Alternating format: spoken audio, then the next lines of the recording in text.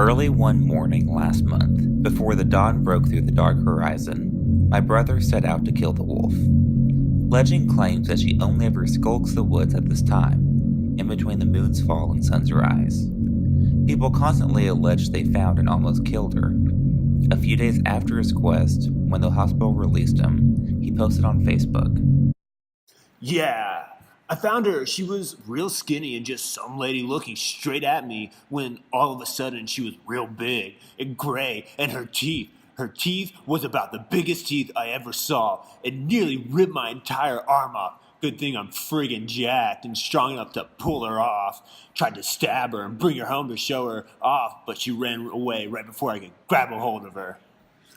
Normally, town gossip and my brother's ramblings would flow through one ear and out the other without leaving much impression. But this particular flow left an impression. Alfred kept talking, taunting.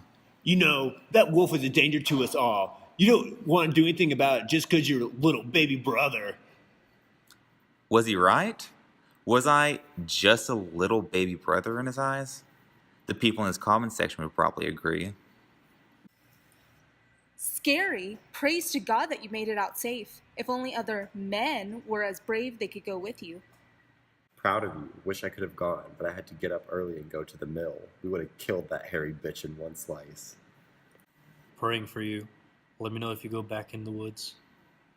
One day I was cooking dinner when my daughter Sloane tapped me on the shoulder and asked me. Do you seriously buy Uncle Alfred's story?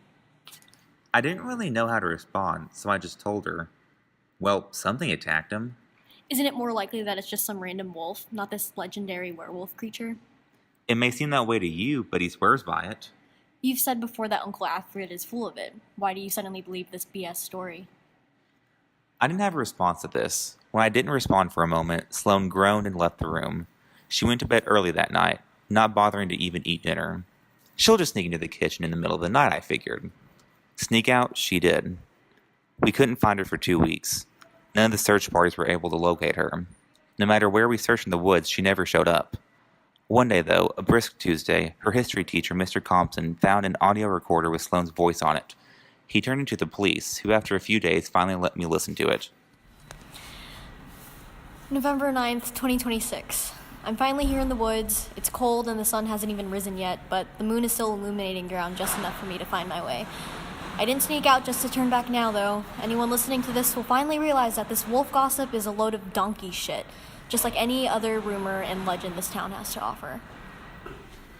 What was she doing? Did she seriously think this was a good idea? Uncle Alfred told me where to find this so-called Virginia wolf, in the heart of the woods where the river forks right before a large, smooth rock. Here I am, after about an hour hiking through dense foliage and swarms of mosquitoes, and where is she? Where is this Virginia wolf? Nowhere, because she's just a legend. The sun is starting to rise, so I guess I'll head back now. Nothing here for me to see. Wait, what is that? Who's afraid of Virginia Woolf? Virginia Woolf, Virginia Woolf. Who's afraid of Virginia Woolf early in the morning? Who's afraid of Virginia Woolf? Virginia Woolf, Virginia Woolf. Who's afraid of Virginia Woolf early in the morning? Who's afraid of Virginia Woolf? Virginia Woolf, Virginia Woolf. Who's afraid of Virginia Woolf early in the morning? Who's afraid of Virginia? Who is that? Show yourself. Who are you? Stay where you are. I have a knife and I'm not afraid to use it.